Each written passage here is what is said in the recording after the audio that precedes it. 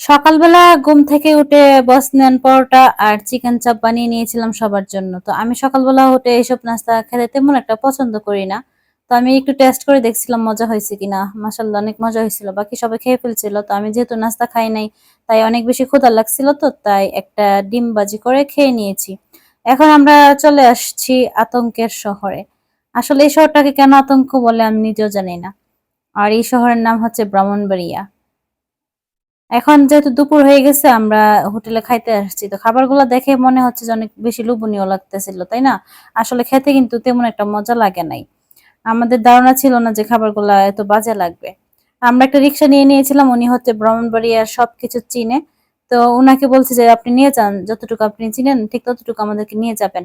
আর টাকার চিন্তা করবেন না, যত টাকা লাগবে আমরা দিব। তো রিক্সা ড্রাইভারটা ভালো ছিল, উনি বলছে সমস্যা নেই, আপনাদের যত ইচ্ছা দিয়েন, আমি যতটুকু চিনি আপনাদেরকে সেই জায়গাগুলোতে নিয়ে যাব। তো এখানে এই ব্রিজটার নাম কি বা এই জায়গাটার নাম কি আমরা জানি না। তবে আমাদের কাছে অনেক বেশি ভালো লাগতেছিল।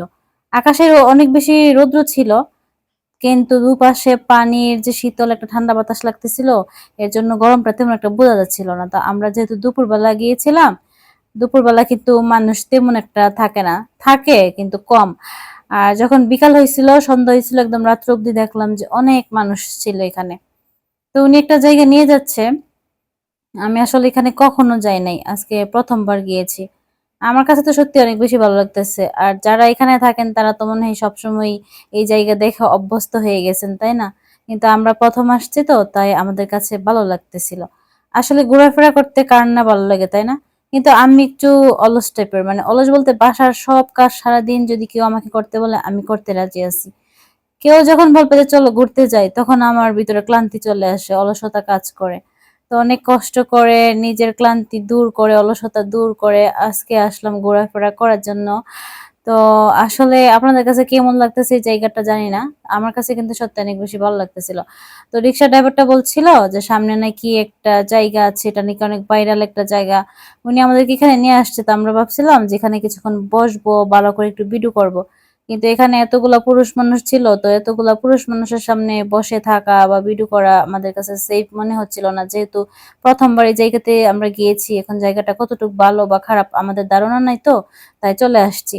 তো ড্রাইভারটাকে টাকা দিয়ে বিদায় করে দিয়ে এখানে নৌকাতে উঠলাম। নৌকাটা বলছে কি যে আমাদেরকে নাকি শাপলা বিলে নিয়ে যাবে, সামনে নাকি শাপলা আছে। তো আমরা চলে গেলাম শাপলা বিলে। আর পানিটা দেখেন কত স্বচ্ছ, কত সুন্দর। আর পানির কাছে থাকলে কেন জানি এত বেশি শীতল একটা বাতাস লাগে, ঠান্ডা একটা বাতাস লাগে। আসলে এটা অনুভবটা করতেছি, আপনাদেরকে বলে বোঝাতে পারবো না যে আসলে এত বেশি ঠান্ডা শীতল বাতাসটা কতটুকু ভালো লাগতেছিল। এখন হচ্ছে আমরা শাপলা বিলে চলে যাচ্ছি। তো ভাইয়াটাকে বলতেছে যে আমাদেরকে ১ ঘন্টা অব্দি ঘোরাবে, মানে নৌকাতে রাখবে, ঘন্টা হিসেবে উনি টাকা নেয়, ১,০০০ টাকা না কত টাকা জানি। তো টাকা আসলে আমাদের কাছে কোনো ম্যাটার করে না। কারণটা হচ্ছে প্রত্যেকটা শখেরই একটা বয়স থাকে বা সময় থাকে, তাই না? ওই সময়ে যদি শখটা পূরণ না হয়, পরে যদি আমরা এই শখটা পূরণ করি, তাহলে ওই আনন্দটা দেয় না, তাই না?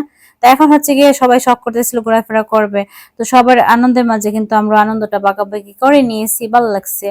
আর যখন শখ থাকবে, সময় থাকবে না, বা সময় হারানোর পরে শখটা পূরণ হবে, তখন কিন্তু আর ভালো লাগবে না। এখানে দেখেন একটা আশ্চর্য বিষয়, আকাশটা সূর্য ডুবার পরে কি একটা চিহ্ন ধরছে, মানে আল্লাহর কুদরত যে কত সুন্দর তা বোঝানো হয়েছে।